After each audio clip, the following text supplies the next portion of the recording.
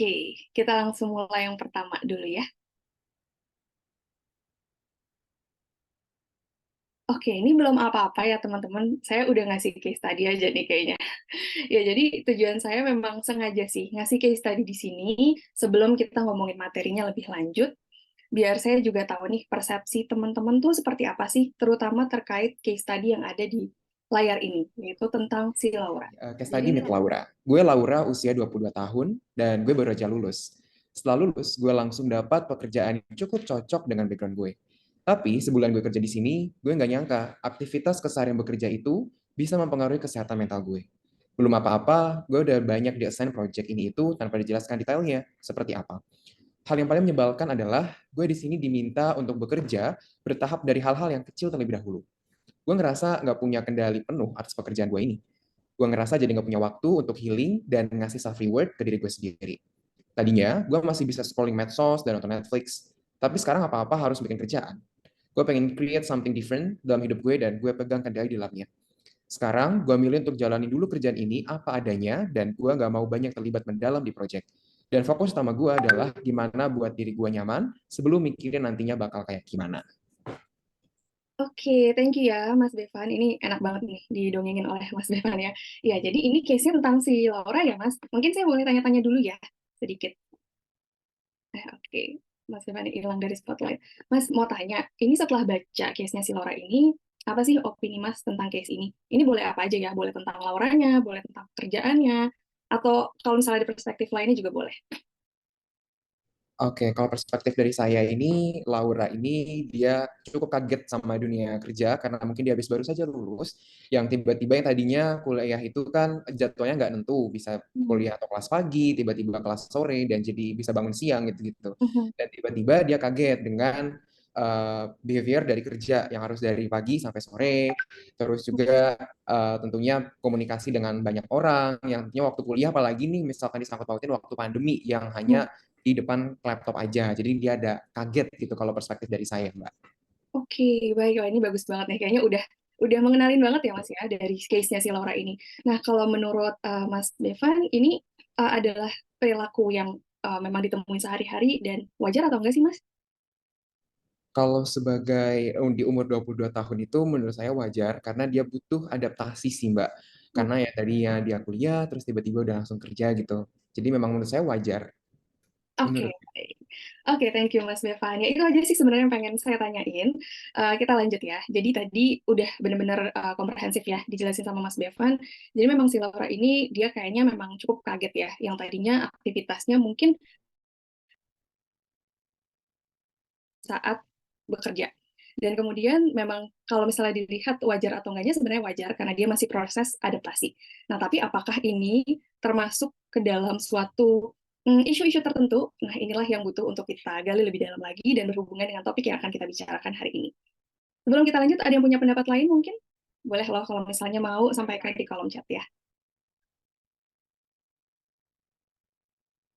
Nggak ada? Oke, kita next dulu kali ya. Oke, jadi di sini sesuai dengan topiknya kita ngomongin soal generasi strawberry. Kita ngomongin background-nya dulu ya. Kenapa sih disebutnya generasi strawberry? Kayaknya kesannya kan lucu gitu ya, bagus. Kalau untuk historinya sendiri, sebenarnya ini tuh kalau dilihat generasi strawberry itu merupakan neologisme bahasa Mandarin yang digunakan di Taiwan untuk menggambarkan generasi muda yang lahir pasca tahun 80-an. Jadi terms-nya itu emang udah cukup lama, bisa dibilang seperti itu. Dan kalau dilihat dari background-nya, ini tuh pertama kali waktu itu digunakan di Taiwan. Dan ini mengacu ke sekelompok orang yang tidak mampu menahan tekanan sosial. Tidak seperti orang tuanya ketika masih muda, katanya seperti itu. Jadi orang-orang Taiwan yang lahir pada tahun 80-an itu dianggap oleh para tetuanya dan kelompok mapan atau yang udah sukses gitu ya, sebagai orang-orang yang rapuh, seperti buah katanya. Jadi kalau buah itu kan cepet ini ya, mungkin kayak cepat busuk, atau mungkin dia kalau jatuh sedikit dia bakalan memar, bakalan udah nggak bagus lagi. Nah, diumpamakannya seperti itu. Kemudian selain cepat rapuh, terus juga katanya tidak patuh, dan tidak mau menanggung kesulitan. Kayak gitu. Oke, boleh kita next lagi. Nah, jadi penggunaan istilah strawberry ini digunakan sebagai perumpamaan ya, balik lagi yang tadi saya udah sebutkan, untuk sekelompok generasi yang seperti buah strawberry. Jadi kalau kita melihat buah strawberry itu kan kayaknya eksotis gitu ya, segar, bagus. Tapi itu ternyata mudah memar dan juga hancur. Gitu, makanya di sini ada terms strawberry di dalamnya. Next. Nah, kenapa sih kita ngomongin generasi strawberry? Karena di sini fenomenanya adalah si generasi strawberry ini dalam menghadapi tantangan tuh memang akhirnya kurang agile. Di Indonesia sendiri, di sini pernah dibahas ya oleh seorang akademisi, Profesor Renald Kasali, dan beliau menerbitkan buku juga ya dengan judul yang sama, Strawberry Generation, dan mengartikan generasi strawberry ini sebagai generasi yang udah hancur dalam tekanan, sama ya kayak yang tadi. Dan tekanan ini tuh sebenarnya apa sih? Ya tekanan dalam bekerja, bisa dibilang seperti itu, atau work pressure.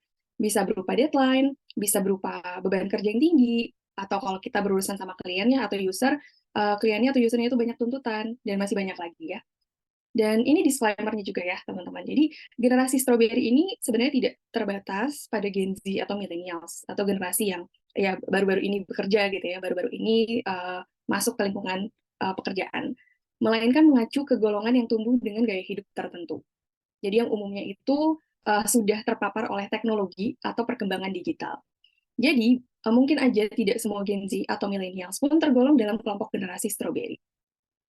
Dan istilah generasi strawberry ini tidak ditujukan untuk menggeneralisir dan juga bukan merupakan diagnosis isu kesehatan mental ya gitu. Jadi ini bukan suatu terms yang menunjukkan oh dia punya gangguan mental tertentu, enggak. Ini hanya sekadar istilah aja yang digunakan untuk mengacu pada sebuah fenomena. Next. Tantangan dalam bekerja ya atau pressure dalam bekerja. Ini ada yang relate dengan ini tulisan-tulisan ini. Apakah saat ini sedang mungkin mengalami hal yang sama yang tertulis di sini dari segi menghadapi komunikasi yang kurang mungkin dalam bekerja, kemudian fast-paced culture, adanya kompetisi, rejection, deadlines, banyak ya. Dan selain ini pun, selain yang tertulis di sini, saya rasa pasti banyak banget pressure di dalam pekerjaan yang kita hadapin sehari-hari. Oke, next. Nah, dari tadi kan kita ngomongin ya, kok kayaknya Strawberry Generation nih konotasinya kayak negatif banget. Sebenarnya ada positif side-nya, teman-teman. Jadi, sama halnya dengan kelompok generasi lainnya, tentu generasi Strawberry ini juga memiliki sisi positif atau keunggulan tersendiri dibanding dengan generasi sebelumnya. Jadi, generasi Strawberry ini dikatakan penuh dengan gagasan kreatif dan juga inovatif. Dan karena sudah terpapar informasi, teknologi yang sudah canggih ya, generasi strawberry ini juga jadi udah paham tentang banyak hal, termasuk tentang kesehatan mental. Dan dari situ jadinya kesadaran akan kesehatan mentalnya pun cukup tinggi, dan juga ada self love-nya, jadinya mempraktikkan ke diri sendiri, dan membuat orang-orang generasi strawberry ini jadi cenderung lebih menonjol dan juga lebih percaya diri. Gitu. Jadi kita nggak ngomongin negatif side-nya aja, tapi positif side-nya juga ada dari Strawberry Generation. Oke, nah kita ngomongin mental health ya tadi, dan juga kemampuan para orang-orang yang Strawberry Generation ini untuk bisa memahami tentang kesehatan mental. Kita bahas sedikit di sini. Next. Oke, ini ada QR code dan juga ada link buat teman-teman bisa mengakses Mentimeter, di mana di sini saya pengen dengar sih kalau dari teman-teman sendiri, isu kesehatan mental apa sih yang teman-teman ketahuin? Boleh ya diakses. Nah, di sini kalau kita lihat, nah ini sebenarnya ini pengetahuannya udah banyak banget sih, Mbak. Kalau misalnya kita lihat, ini Ini kelihatan kelihatan, ya, Mbak ya? iya kelihatan. Terima kasih Ada. teman-teman yang udah ini ya. Iya, thank you banget nih ada 53 yang udah jawab. Ini menurut saya terms-nya aja udah menggunakan terms yang official ya. Kalau saya lihat nih ada yang bipolar, Iya betul. OCD, PTSD, um, yang lain-lainnya isu-isu yang memang juga matters ya, kayak career anxiety, overthinking, Ada depresi. yang stres abis putus nih, Kak Putri. Oh iya benar. Iya benar, terus habis putus. Terus ini ya, terganggu fokusnya, konsentrasi, betul. Imposter syndrome ini juga terms-termsnya ya. Kerja-kerja resign, oke. Nah, ini juga ada yang banyak nih, Mbak. Depresi. Depresi, stres. Oke, ini mudah-mudahan sebatas pengetahuan ya. Saya harap semoga aja teman-teman semua juga sehat mental. Ya, nanti kita bakalan follow up lebih lanjut juga ya, kalau ternyata memang ada perasaan-perasaan yang memang dirasakan nih, Mbak, yang dituliskan di sini. Takutnya kan seperti itu. Oke, ini ada yang suka ngomong sendiri juga. Oke, macam-macam ya, Mbak, kalau dia ya. Rasa nih Kak Putri, mati rasa tidak peduli dengan lingkungan sekitar. Tapi Iya, banyak yang bipolar ya, yang gangguan iya. itu Kalau bipolar. iya bipolar ini soalnya Mbak memang karena itu tadi ya kita seiring berjalannya waktu sering terpapar sama terms-terms tersebut, akhirnya tahu gitu kan. Terus sekarang mulai OCD, ada juga mungkin nanti personality ya, narsistik segala macam. Nah, itu dia sih yang sebenarnya butuh untuk dikelola, dan apakah penggunaan terms-nya juga sudah tepat atau belum. Ini relate nih sama Laura tadi kayaknya ya, sebagai fresh grade, termasuk dalam Gen Z, dituntut untuk menguasai beberapa job di pekerjaan, di mana pekerjaan yang seharusnya dikerjakan 3 orang, tapi dikerjakan hanya 1 orang. Jadi ini memang banyak ya terjadi di sekitar kita.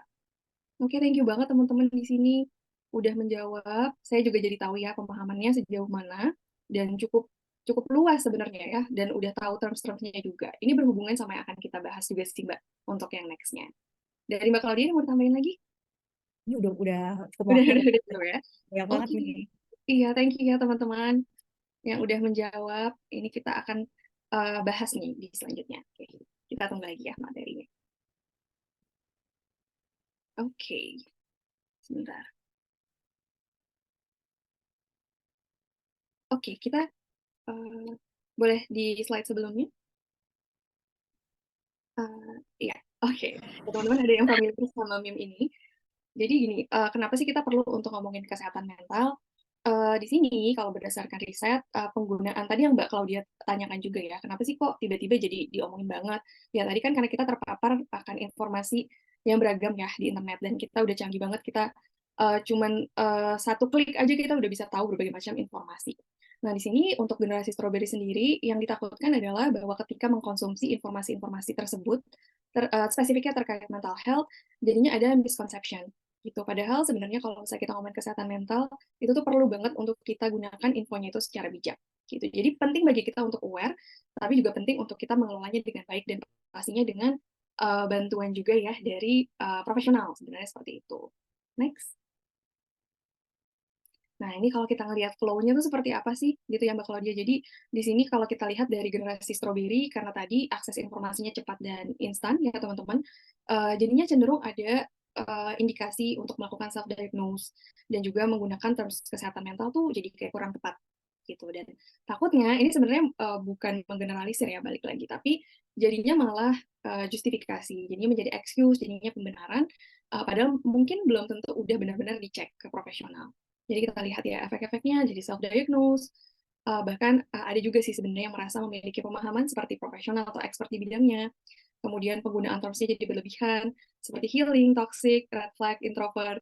Ini pada relate juga ya dengan terms ini. Sebenarnya nggak salah ya kalau misalnya kita ngomongin terms yang mungkin kayak healing gitu ya. Itu kan nggak ada konotasi yang negatif banget. Lebih ke arah memang akhirnya jadinya dampak arti healing itu sendiri berbeda kali ya. Kalau sebelumnya healing itu bukan menjadi terms yang populer, di dalam terapi sendiri healing ya bisa yang mendalam banget. Jadi bukan sekedar staycation, bukan sekedar jalan-jalan keluar, atau mungkin olahraga. Sebenarnya maknanya bisa mendalam banget. But that's okay gitu ya. Mungkin ada terms yang memang nggak apa-apa kita gunakan, tapi ada juga yang hati-hati, yang konotasinya negatif, seperti yang kita lihat ya, toxic, red flag. Toxic itu sebenarnya kayak udah tahapan parah sih sebenarnya ya. Jadi ngomongin oh dia toxic segala macam, apakah memang setoxic itu atau sebenarnya masih bisa diregulasi? Nah, itu butuh hati-hati. Begitu juga dengan red flag. Dan ini juga saya sering dengar introvert tuh kayaknya konotasinya negatif, padahal introvert ya introvert aja. That's okay gitu ya, kita mau coba me time, kita mau recharge dengan diri sendiri, itu oke banget. Tapi kadang ada yang suka mengartikan introvert tuh orang yang apa ya, nggak bisa bergaul, nggak bisa beradaptasi. Padahal nggak seperti itu.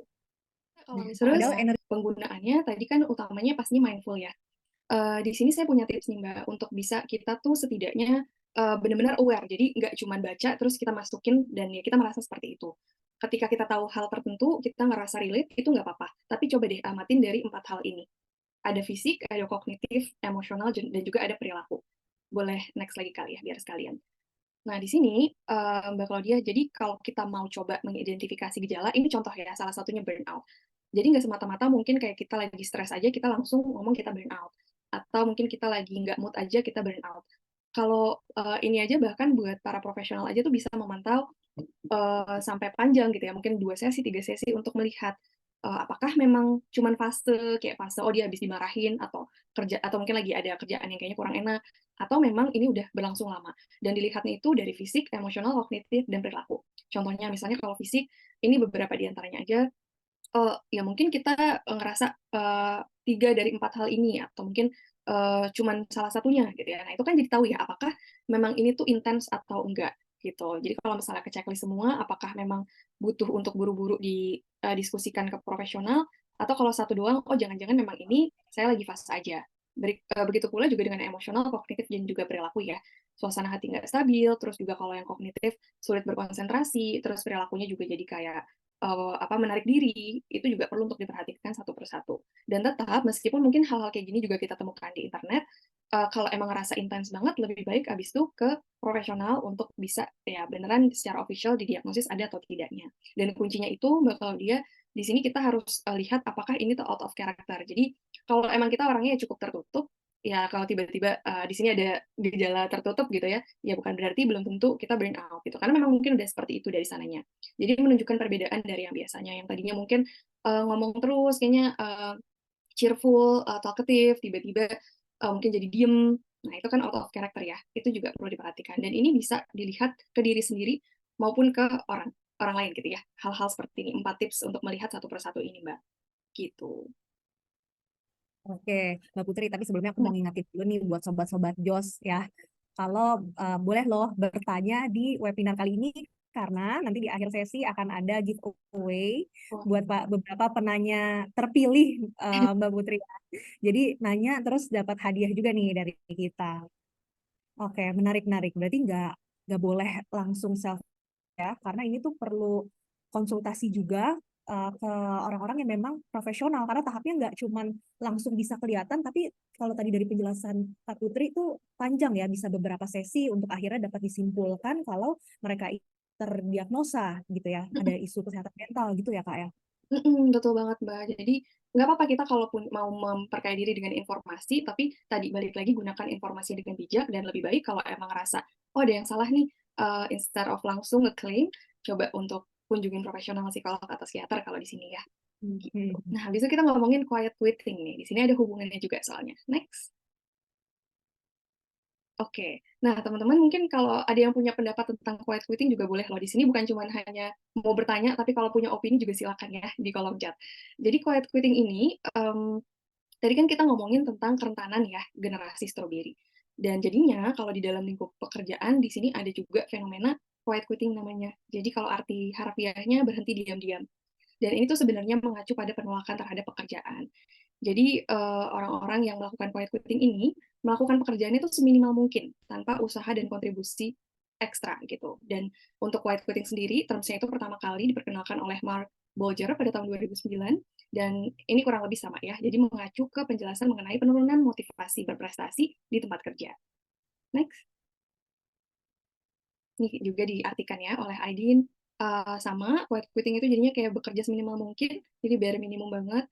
Dan ini tuh tanpa melampaui batas yang ditetapkan oleh perusahaan. Jadi memang mungkin kita punya KPI, OKR gitu ya. Memang itu untuk standar yang bisa kita jadikan acuan untuk ya kita kejar gitu kan. Tapi sebenarnya kan dalam praktiknya kalau kita bisa improve itu lebih bagus lagi. Kalau kita bisa melampaui itu kan lebih bagus lagi ya sebenarnya. Karena kalau enggak ya bakalan pasti mandek gitu ya. Atau mungkin jadi kayak nggak kelihatan yang menonjol yang mana. Dan ciri-ciri quiet quitting itu sendiri adalah contohnya jadi mungkin absen saat meeting, sering datang terlambat, atau mungkin pulangnya duluan, terus juga kurang antusias terhadap proyek yang diterima, nggak berusaha membantu pekerjaan rekan kerjanya, itu juga termasuk quiet quitting. Jadi benar-benar bare minimum, kayaknya tuh disengage gitu ya dengan lingkungannya juga. Next. Dan tadi ya, quiet quitting ini karena adanya di idea of work-life balance. Somehow karena kita tahu pentingnya kesehatan mental dan mungkin kita mulai menerkani kayak ini kita baik-baik aja atau enggak ya. Jadinya kita merasa bahwa ya memang harus ada nih work-life balance dan memang penting ya work-life balance. Tapi at the same time kita juga tetap butuh untuk profesional di dalam lingkupan pekerjaan gitu. Dan kalau menurut Michael Timms, dia merupakan seorang senior HR spesialis, mengatakan bahwa sebenarnya ada perbedaan besar antara ingin meraih work-life balance yang lebih baik dengan menjadi pekerja yang pasif gitu, yang sebenarnya itu malas gitu. Next.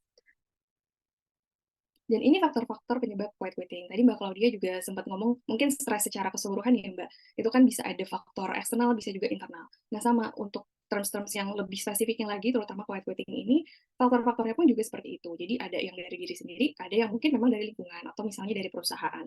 Yang pertama, workload-nya memang eksesif, berlebihan dan juga unrealistic. Jadi rasanya tuh kewalahan gitu, dan karena mungkin belum punya cara yang tepat, jadinya akhirnya perlahan memisahkan diri dari pekerjaan tersebut. Yang kedua, unmatched expectation. Sebenarnya wajar kita punya ekspektasi, tapi ternyata tuh kalau misalnya takarannya nggak sesuai apa yang kita lihat, apa yang kita harapkan tidak kita dapatkan, jadinya juga bisa ngebuat kita, ah yaudah deh, nggak usah terlalu kerja banget gitu. Contohnya kayak kita berharap mendapatkan promosi, tapi taunya enggak, taunya gagal. Terus mungkin kita tahu gaji kita berapa, tapi beban kerjanya nggak sesuai, kayaknya lebih dari harusnya nggak sebanyak itu juga bisa menyebabkan quiet quitting. Next. Kemudian juga ada lack of purpose and communication. Ini mungkin lebih dari ke diri sendiri ya. Karena mungkin kita belum benar-benar punya tujuan yang ajak, jadinya tuh gampang buat kita akhirnya ninggalin gitu aja apa yang sebenarnya kita rasa kita minatin gitu. Jadi penting sih untuk komit dalam menjaga purpose dan memiliki purpose itu sendiri. Dan komunikasi ini juga termasuk karena sebenarnya instead of quiet quitting, kita butuh terutama dalam lingkup pekerjaannya. At least kita butuh komunikasikan secara asertif biar kita juga tahu gitu solusi apa yang tersedia buat diri kita. Dan yang keempat juga memang mungkin ada unhealthy environment, jadi lingkungan kerja yang kayaknya nggak sehat, dan ngebuat orang juga akhirnya malas menghabiskan waktu lama-lama di tempat kerjanya, gitu, dan akhirnya melakukan quiet quitting. Jatuhnya mungkin jadi kayak serba salah ya, mungkin ada yang memang ternyata negatif, tapi sebenarnya ada yang masih bisa kita usahakan. Nah, nanti yang akan kita bahas juga ya, selanjutnya harus melakukan apa, gitu. Gimana Mbak Claudia, kalau setelah mendengar quiet quitting ini? Iya, cukup menarik ya, Kak Putri ya. Ternyata banyak juga yang mungkin sebenarnya ini terjadi juga nih di lingkungan sekitar kita, fenomena quiet quitting. Apalagi faktor-faktornya ini juga cukup ini ya, cukup dirasa sangat relate juga banyak dengan lingkungan kita. Tahu-tahu tiba-tiba ada teman kerja yang nggak begitu effort, berarti kan menunjukkan gejala-gejala quiet quitting itu sendiri gitu ya. Iya, betul. Dan jadinya mungkin kalau kita ngelihat ada yang kayaknya quiet quitting, itu juga jadinya nggak enak kali ya. Jadinya berdampak ke semuanya. Mungkin sambil di next slide ya. Tadi kita ngomongin lingkungannya juga jadi ngerasa nggak nyaman. Nah ini tuh dampaknya ada bisa buat diri Mbak dan juga teman-teman sekalian. Dan ada juga terhadap orang lain. Untuk kesehatan mental diri sendiri, jadi mungkin kita punya idea bahwa quiet quitting bisa setidaknya ngebuat kita jadi ada work life balance misalnya. Kita jadi ngerasa oh yaudah nggak usah usaha dan energi kita bisa ke save, tapi sebenarnya ada side effects-nya juga, di mana kita juga jadi mungkin tanpa sadar semakin kehilangan minat dan semangat kerja gitu karena ya tadi nggak effort banyak, jadinya tuh nggak terpacu gitu kan untuk do something secara maksimal. Terus merasa nggak puas juga akan pencapaian kerja atau hidup secara keseluruhan. Kita mungkin masih di tengah-tengah meniti karir, tapi mungkin kita udah langsung quiet quitting, jadinya kan mungkin ngerasa bahwa oh ternyata hidup saya sampai sini aja, kayak gitu-gitu aja, nggak ada lebihnya. Padahal memang sebenarnya siapa tahu gara-gara dampak dari quiet quitting itu sendiri. Dan tentu juga lebih rentan mengalami isu kesehatan mental yang lain. Karena melakukan quiet quitting, jadinya mungkin nggak punya cara lainnya juga yang bisa diterapkan, jadinya malah cemas, jadi depresi, dan jadi stres. Gitu. Dan terhadap orang lain, yang rugikan rekan kerja ya, yang memang dia sungguh-sungguh, yang memang dia serius untuk melakukan kerjaannya, kemudian menyebabkan konflik juga pastinya. Ya, jadi kesel nggak sih kayak, ih ini orang kayaknya kok malas-malasan, ini sudut pandang yang lain ya yang melihat. Terus juga dalam perusahaan pun juga bisa merugi juga ya pastinya seperti ini. Dan ya balik lagi, nanti kita omongin lebih lanjut caranya kayak gimana. Begitu Mbak. Mulai seru nih kayaknya. Kak Putri udah mulai banyak. Ini saya udah terima banyak direct message ya. Mungkin teman-teman yang penasaran juga quiet quitting, gimana menghadapinya, boleh tanyanya kalau misalnya nggak mau langsung di publik, bisa direct message ke saya atau ke Kak Putri juga. Nanti kita akan bacakan secara anonim. Oke. Gitu. Ya. Oke Mbak. Ya, Ya, kita Kak, ya. lanjut dulu ya. Ini karena ini materi yang justru sangat pentingnya nih. Terus gimana gitu kan ya Mbak? Harus gimana nih teman-teman Benar, buat pasti udah mulai bertanya-tanya. Berarti handle-nya gimana nih? Karena cukup ditemukan juga di lingkungan sekitar. Berarti apa sih langkah actions-nya, real actions yang perlu dilakuin? Betul. Ini kalau saya nyebutnya biasanya how to build mental strength and toughness gitu ya. Jadi kekuatan mental dan juga toughness kita. Oke, boleh di next. Nah, di sini saya membagi 4 kategori nih, teman-teman. Yang pertama ada mental fitness. Jadi gimana kita yang melatih si mental kita ini. Nanti akan dijelaskan lebih lanjut juga. Kemudian choose your role model. Apakah ada orang-orang yang mungkin kita kagumin, yang bisa kita coba untuk amatin dan kita tiru dan modifikasi gimana cara menghadapi stresor, bisa dengan mentoring juga, dan bisa juga dengan join a community. Kita bahas satu-satu ya. Next. Yang pertama, mental fitness-nya. Ini kita ngomongin spesifik tentang expand our comfort zone and be resilient. Jadi gimana kita bisa memperluas comfort zone kita, dan juga kita bisa meningkatkan resiliensi. Ini secara konsep dulu ya. Jadi ya pastinya kita butuh untuk sambut tantangan dan juga jadikan tantangan tersebut sebagai peluang untuk berkembang. Mungkin kita ngelihat ada challenge nih dalam pekerjaan, oh project yang sangat besar banget, takut jadinya gitu ya, karena mungkin kita ngerasa belum punya kapasitas. Dan kalau misalnya kita persepsinya adalah, oh kita nggak bisa, kita nggak tahu caranya, pasti bakalan stuck di situ aja, bakalan stagnan aja. Tapi kalau kita ngelihat, oh ini adalah opportunity buat belajar, ya kita jadi mau nyoba, kita mau nanya, nggak apa-apa kita belum bisa, tapi ya kita coba untuk jalanin prosesnya. Dan mungkin juga bisa minta bantuan juga ya orang sekitar untuk ngebantu menghandle proyek tersebut. Kemudian juga pikirkan tentang proses apa yang udah dijalanin dan fokus pada apa yang ada dalam kendali kita. Kadang tuh sebenarnya kita tuh udah usaha sedikit-sedikit, tapi gara-gara mungkin udah ada result yang kayaknya nggak terlalu sesuai, jadinya down gitu. Nah, coba instead of fokus ke result, kita fokus ke prosesnya. Oh, kita udah ngelakuin ABC loh, padahal ya lanjut aja deh gitu ya. Coba dulu deh, meskipun mungkin kayak outcome-nya belum tentu sempurna yang kita inginkan, tapi emang be resilient itu adalah seperti itu. Gimana kita bisa bounce back untuk bisa terus lanjut. Dan uraikan tantangan menjadi langkah-langkah yang dapat ditindaklanjutin. Jadi kadang ini kan konsep ya, kadang tuh memang tantangan itu kalau kita nggak bisa mendefinisikan, ya kita jadi nggak tahu juga solusinya apa. Kalau misalnya kita tahu satu persatu apa yang jadi challenge kita, apa yang memang ngebuat kita susah untuk ngelakuinnya, ya kita jadi punya gambaran juga kira-kira step by step untuk tackle-nya tuh kayak gimana. Dan yang pastinya memang harus siap-siap akan adanya kesalahan atau kemunduran. Ini suatu hal yang nggak bisa banget kita hindarin. Jadi kan kita fokus ke apa yang bisa kita kendalikan, yaitu kita usaha. Tapi ya kalau kita mau usaha buat nggak punya kesalahan sama sekali, jadinya malah nggak mulai-mulai gitu kan. Dan kalau kita fokus ke situ, susah. Jadinya kita nggak bisa maju-maju. Spesifiknya, boleh di next. Ini saya coba kasih contoh konkretnya ya, dengan tadi pressure yang memang udah sempat dibahas juga. Teman-teman boleh nih kalau mau niru seperti ini, jadi ini adalah step konkret yang bisa teman-teman sekarang mulai coba tuliskan di jurnal, atau mungkin mau buat di laptop, di Excel, silakan. Di sini ada table, ada kolom-kolom tertentu, ada challenge, ini berhubungan sama konsep yang sebelumnya ini ya, saya terangkan. Challenge, terus kita coba untuk masukkan what works and what doesn't, biar tahu yang udah oke apa, yang enggak apa, step untuk tackle challenge-nya apa, dan kita juga mikirin kemungkinan setbacks atau kemunduran itu apa. Contoh, challenge-nya adalah fast-paced culture. Kayaknya cepet banget di sini gitu ya, susah banget untuk catch up-nya. Balik lagi, instead of quiet quitting, atau mungkin jadi kayak, yaudah deh, jalanin aja segala macam, coba kita definisikan. What works? Di sini ceritanya, oh ya kalau emang cepet banget, memang harus nyicil gitu. Selama ini harus nyicil. Yang nggak works adalah cuma nunggu gitu ya. Jadi nunggu arahan dan nggak memunculkan inisiatif.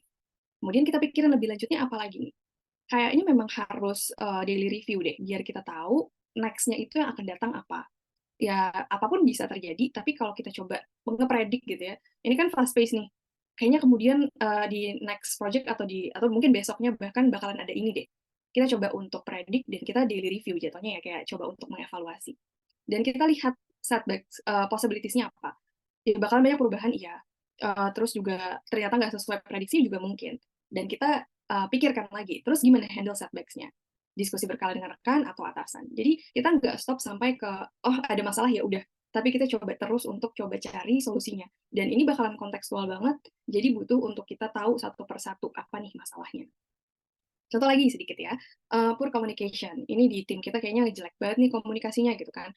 Yang works ya pastinya komunikasi asertif. Pernah udah dicoba, dan waktu itu jadinya lancar nih. Dan yang nggak works, kalau kita nunggu aja gitu mereka yang mulai duluan ngasih tahu kita gitu kan. Dan apa nih yang bisa kita jadikan sistem atau mungkin poin yang bisa memperbaiki ini? Usulin adanya effective meeting secara berkala. Singkat aja namanya effective meeting ya. Cuman jadinya komunikasi terjadi.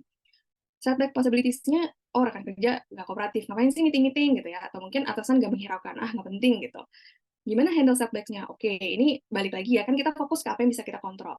Mereka seperti itu, mungkin kayak nggak dapat support istilahnya ya. Ya udah kita lakukan aja, konsisten tetap menjalani komunikasi, meskipun ya udah kita text atau kita email just to keep them informed gitu ya, kayak tetap kasih tahu ke mereka. Ini contoh kontekstualnya, dan teman-teman bisa sesuaikan dengan masalah yang memang dihadapin sendiri ya. Boleh banget dicontoh tabelnya seperti ini, silakan, dan nanti ya coba diuraikan satu persatu. Gitu. Oke, next. Ini saya diingetin waktunya nih, Mbak. Oke, boleh. Lanjut dulu. Nah, kemudian develop coping skills. Coping skills itu sebenarnya nggak mesti susah-susah nih, teman-teman semua ya, Sobat Jos. Coping skills itu sebenarnya kita mau yang ringan-ringan yang kita suka juga nggak apa-apa. Coping skills ini tuh perlu karena memang kalau kita ngadepin daily stress kan mungkin banyak energi negatif ya yang masuk. Nah, kita harus timpa juga dengan yang positif. olahraga, sharing, bertukar pikiran, baca buku, menjalani hobi, itu udah simpel banget. Jadi sebenarnya nggak usah yang kayak ekstra harus set staycation, ya itu boleh nanti, tapi yang daily-nya ini apa? Dan saya sering nemu ini Mbak Claudia, kayak ada yang bilang, udah ngelakuin tapi masih kayak gini aja. Nah, namanya manusia, kita itu butuh variasi. Kita nggak mungkin monoton. Jadi, kalau bisa kita punya segambreng coping skills yang bisa kita pilih-pilih ketika kita lagi ngerasa nggak enak. Jadi, nggak stuck di situ dan jadinya bosen. Mungkin yang tiap hari udah olahraga, abis itu dapat stressor, dia olahraga lagi, rasanya kayak, ya gini-gini aja gitu kan. Coba yang lainnya juga, itu bisa sangat ngebantu. Gitu ya. Next.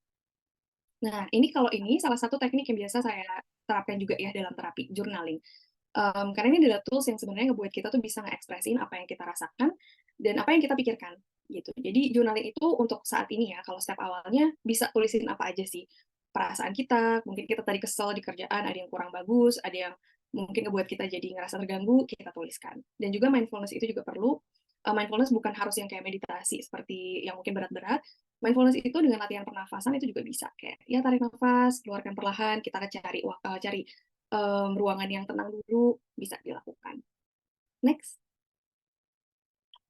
Oke, sampai sini mungkin Mbak Claudia pengen nanggepin dulu.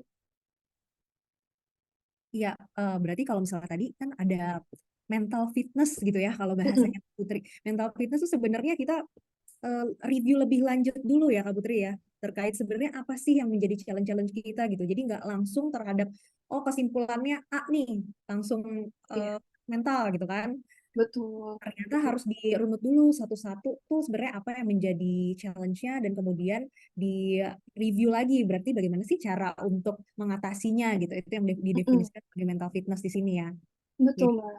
nggak cuman fisikalnya aja yang fitness, tapi mentalnya juga Benar, dilatih ya Kak Putri ya. benar, betul banget, Mbak. Dan itu tadi, karena kebanyakan seringnya tuh mungkin nemuin sesuatu, stresor, nggak tahu gimana caranya, karena kita juga nggak bisa mendefinisikan ini tuh masalahnya di mana, gitu. Jadi penting untuk melakukan itu. Oke, berarti kalau untuk mental fitness dan journaling sendiri itu sebagai satu kesatuan atau memang Iya, jadi ini tadi yang kita ngomongin soal apa expand our comfort zone, journaling, kemudian develop coping skill itu sebagai mental fitness, Mbak. Gitu. oh, sebagai semuanya pokoknya satu kesatuannya mental fitnessnya nih. Jadi supaya lebih mengenal diri lebih dalam lagi ya Kak Putri ya. Betul, betul banget, Mbak. Gitu. Oke, oke. Ini Nah, juga selain itu menarik adalah nih. Choose role model. iya, jadi memang kita kan sebenarnya yang awal tadi mental fitness itu gimana kita bisa bantu diri sendiri ya. Kita tingkatin tuh sumber daya dalam diri kita itu udah penting banget. Itu udah step awal banget. Tapi kalau misalnya memang kita butuh bantuan, ini bisa jadi opsi juga yang setelah ini akan saya sampaikan. Yang kedua ya, choose your role model. Jadi kadang tuh mungkin kita masuk kerja nggak tahu harus ngapain, dan kadang mungkin ya kita kan juga perlu mandiri ya, namanya juga kita udah dewasa gitu kan, pasti butuh untuk belajar sendiri. Tapi dari sini kita yang nentuin juga nggak apa-apa gitu. Misalnya kita ngelihat ada leaders yang memang kita kagumin, bisa dijadikan panutan, dan memang udah punya success story nih yang bisa kita jadikan acuan. Teman-teman bisa coba untuk pertimbangkan dari ini nih ya. Do they walk their talk? Do they come across as motivated and enthusiastic? Kita bisa coba tanya seperti itu. Dan kalau kita ngelihat mungkin kalau yang jauhnya ya, misalnya role modelnya itu career influencer atau public figure, kita lihat kan biasanya mereka ada sharing tuh, dan apakah itu sesuai dengan value kita, apakah kita bisa meniru itu, ya bisa kita pertimbangkan dari jauh. Atau kalau nggak mau yang jauh-jauh, mungkin nggak usah influencer atau public figure, senior di tempat kerja, kalau kita ngelihat dia adalah sosok yang kayaknya bagus banget gitu ya, etika kerjanya, perlu tuh untuk kita jadikan panutan. Karena mau gimana pun juga, meskipun kita punya kapasitas sendiri, kita juga perlu belajar nih dari orang lain gitu. Oke, nextnya ini juga sebenarnya nggak jauh berbeda sih ya. Tapi ini di mentoring ini kita memang udah terlibat nih sama orangnya. Mentoring ini ya pastinya kita punya sosok yang bisa diandalkan dan juga bisa diajak berdiskusi selama masa-masa sulit. Dan harapannya memang bisa meningkatkan kekuatan mental kita secara signifikan. Jadi si mentor ini bisa memberikan dorongan, memberikan umpan balik, dan juga bimbingan untuk membantu dalam menghadapi tantangan hidup.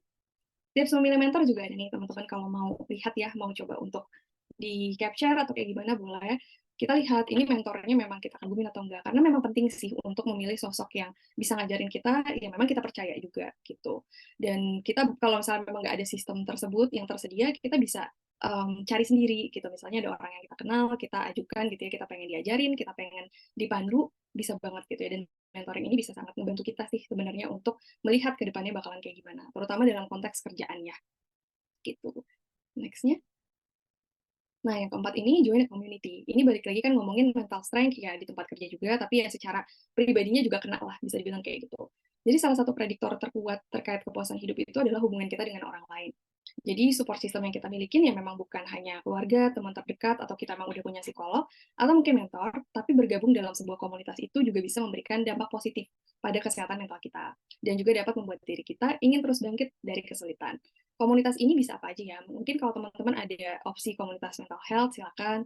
Atau mungkin yang olahraga, jadi nggak mesti yang benar-benar konteks yang sesuai sih. Cuman kayak ada yang bisa menimbulkan sense of belonging buat diri kita, mau itu olahraga, atau mungkin kalau Jakarta Escape nih kita kayak lakuin aktivitas bareng-bareng, atau komunitas workshop, melakukan crafting, seni gitu ya, melukis.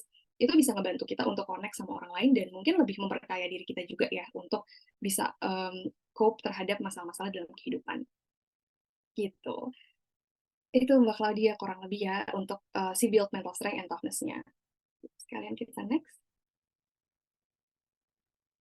Oke, ini kita masih punya waktu nggak ya? Jadi sebenarnya saya pengen nanya sih Mbak, apa yang harus dilakukan Laura gitu ya? Apakah memang teman-teman punya gambaran setelah tadi ya saya kasih tahu tips-tipsnya, si Laura ini harus ngapain sih? Kalau dari Mbak Claudia mungkin juga tahu nggak? Atau mungkin teman-teman boleh loh untuk share opininya, mau open mic juga silakan. Boleh nih kita open dulu ke teman-teman dulu kali ya Kak Putri, ke Sobat Mm-mm. Jos semua. Mungkin ada yang mau berpendapat terkait Laura. Mm-mm. Boleh silakan teman-teman Sobat Jos. Di sini nggak ada salah atau benar ya Kak Putri ya. Iya benar, silakan aja nanti kan kita Ya, juga lagi belajar bareng-bareng. iya betul. Ini mumpung langsung kita di sini hadirkan profesionalnya, ada Kak Putri, jadi bisa banyak nih yang ditanyain. Nanti juga ini ternyata di kolom komentar di direct message saya udah banyak nih Kak Putri yang Wah. nanya-nanya. Siap-siap nih Kak Putri, banyak pertanyaan. Kayaknya yang di saya juga ada yang masuk deh Mbak. Ya, banyak ya. Heeh. Ini saya lagi liatin. Oke, ya coba ya biar kita juga menghemat waktu. Jadi kalau untuk Laura ini Mbak dan teman-teman sekalian, sebenarnya sama yang tadi udah saya jelaskan. Jadi awalnya dia harus evaluasi dulu perasaan dan pikirannya. Jadi memang sebelum kita mungkin klaim bahwa ada sesuatu yang memang salah atau mungkin yang kurang baik dalam diri kita, kita coba untuk lihat satu persatu. Dan mungkin kadang kalau kita sendiri tuh jadi kayak nggak terlalu aware ya, kita boleh minta feedback atau mungkin pendapat dari orang sekitar. Emang sebenarnya benar nggak sih yang kita lakukan gitu? Atau mungkin kalau kamu melihatnya aku sekarang kayak gimana, misalnya kayak gitu. Jadi butuh untuk benar-benar explore sih tentang keadaan diri. Kemudian di sini Laura akhirnya juga pergi ke psikolog. Nah, ini juga jalan yang pastinya selalu terbuka dan pasti sangat ngebantu ya untuk mendapatkan pendampingan.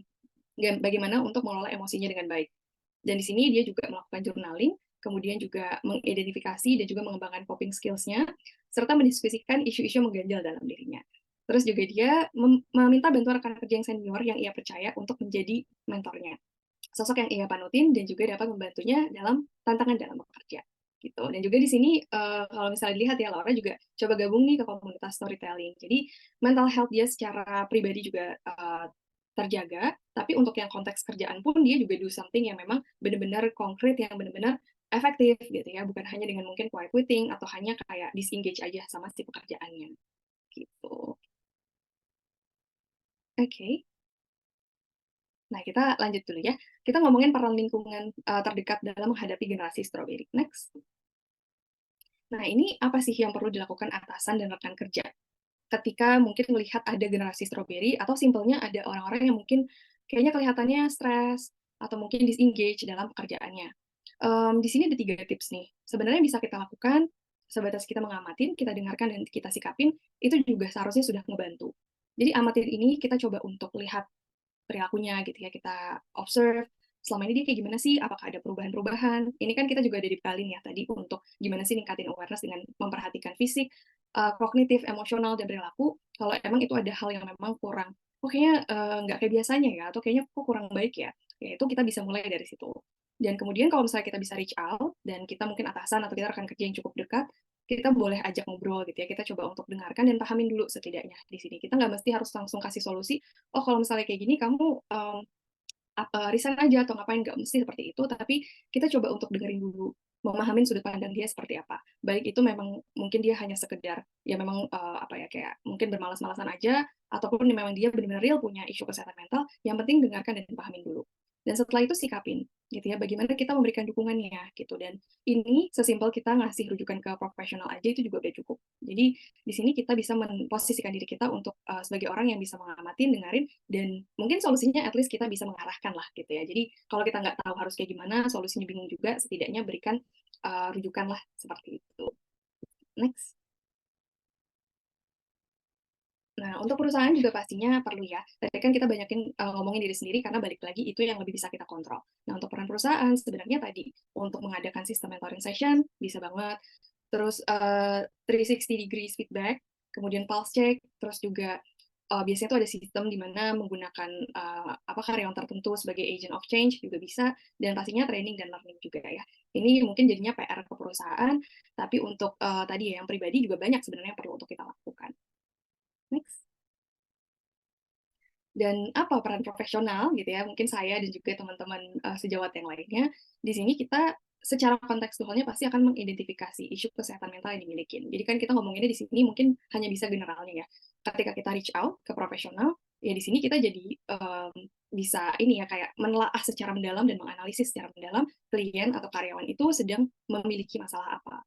Dan pastinya difasilitasi juga para klien ini untuk berpikir mengenai solusi konkret dari masalah sehari-hari. Tadi yang saya kasih contoh mungkin kan belum tentu semuanya relate ya, tapi ketika kalian ke profesional, di situ kan pasti udah kontekstual banget tuh. Jadi kayak udah lebih mengerucut lagi. Dan untuk terapinya biasanya bisa dengan konseling, modifikasi perilaku, terapi kognitif, atau mindfulness, bisa beragam tergantung dengan case-nya. Gitu. Next, apakah ada lagi ya? Nah, another tips terakhir nih ya.